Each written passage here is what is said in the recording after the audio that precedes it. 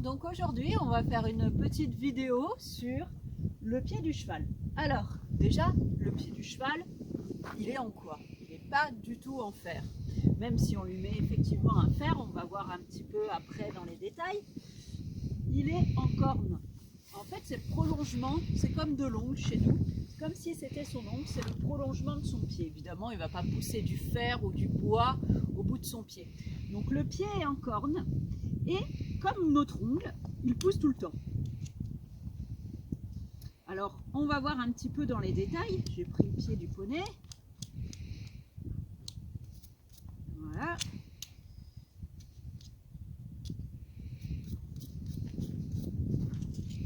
Donc là, j'ai le sabot vu du dessous avec ici le fer qu'on a mis.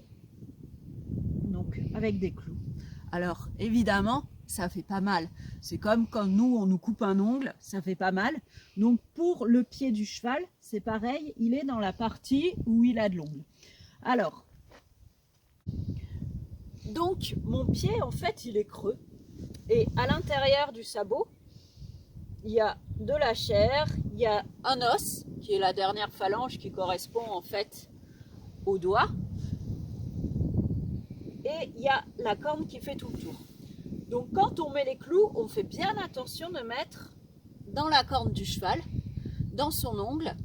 Et il faut que ça soit un professionnel qui le fasse, parce que si il se trompe, il peut lui planter directement, comme nous quand on se met une épine sous l'ongle, il lui planterait directement dans la chair et ça serait très douloureux pour le cheval.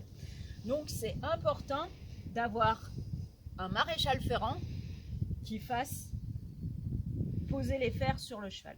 Qui viennent poser les fers sur le cheval. Partie du pied du cheval, on a devant ici la pince, ici on a les quartiers, les mamelles et les talons. Si je prends le pied par en dessous,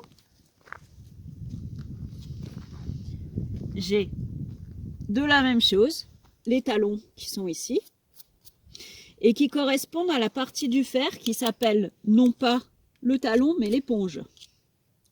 Ensuite je reviens au même, quartier, mamelle, enfin pince, quartier, mamelle, talon ou alors pince, quartier, mamelle, éponge pour le fer. Maintenant la partie du pied du cheval. Ici j'ai la lacune médiane. Donc c'est un petit trou qu'il y a au niveau de ce triangle qui s'appelle la fourchette. Ensuite, j'ai les lacunes latérales, la sole, et dessous, on verra après sur un pied qui est non ferré, là, sous le fer, on a la ligne blanche.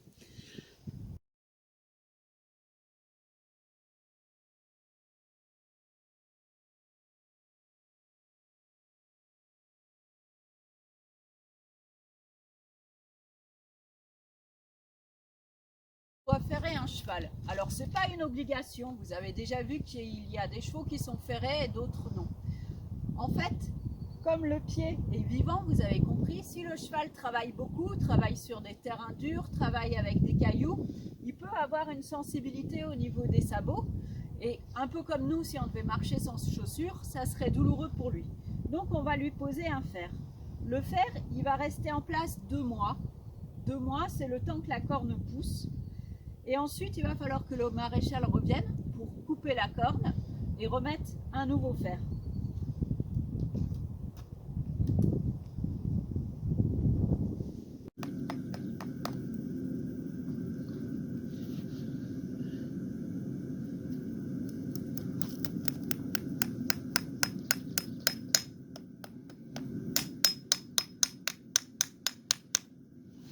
On va s'occuper de graisser les pieds du cheval. Pourquoi est-ce que je graisse les pieds?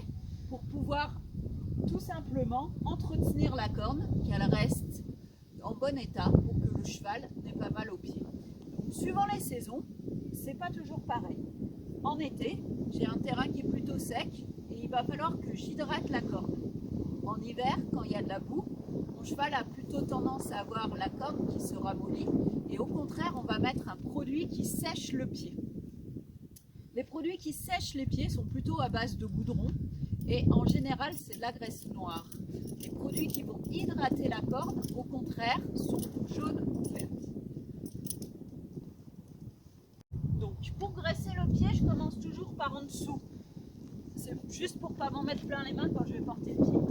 Après, il faut que mon pied soit parfaitement nettoyé. Donc, avec la brosse du cure-pied, je m'assure qu'il ne reste pas de boue. Je gratte bien. Je peux même aller chercher une petite brosse type bouchon ou comme j'ai là une brosse métallique que vous piquerez à vos parents. C'est une brosse à barbecue. Donc bon, si elle a brossé après le barbecue, c'est trop tard, hein, on ne peut plus s'en servir. Mais la petite brosse métallique, elle gratte bien et elle permet vraiment de nettoyer tout avant de poser la graisse.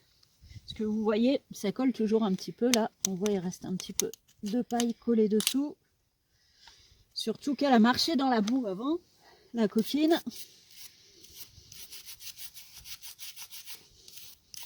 Voilà.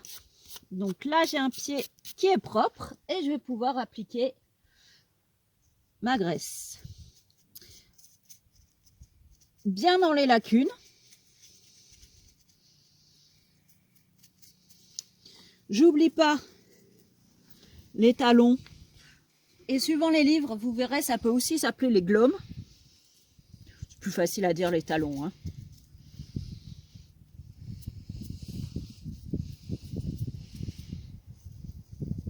Et je repose le pied. Quand je repose le pied, je vais m'occuper principalement de la partie qui est sous le poil, qui s'appelle le bourrelet périoplique. Le bourrelet périoplique, c'est le cuticule un petit peu de l'ongle du poney. C'est ce qui lui permet de pousser correctement. Donc cette partie-là, on y fait attention. Et on va mettre la graisse dessus. Toujours pour bien hydrater mon pied. Les règles de sécurité, quand je fais ça, je ne suis jamais assise à côté de mon poney. S'il bouge, qu'il a peur de quelque chose, il peut me marcher dessus. Je ne mets pas non plus ma tête sous son ventre pour faire ça. D'accord? Donc, toujours, on reste debout, accroupi, on peut bouger, on peut se relever rapidement s'il y a un problème. On ne se met pas complètement, comme j'en vois des fois, assis par terre, en train de passer de la glace.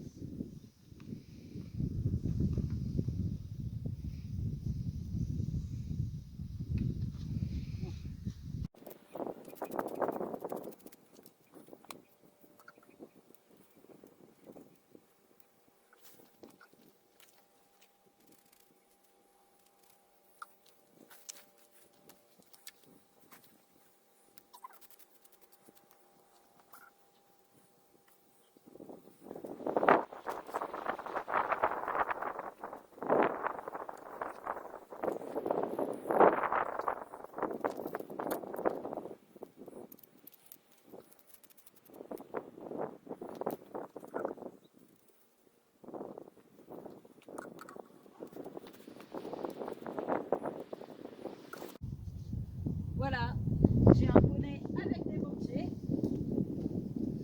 Et vous savez tout pour le passage des galops.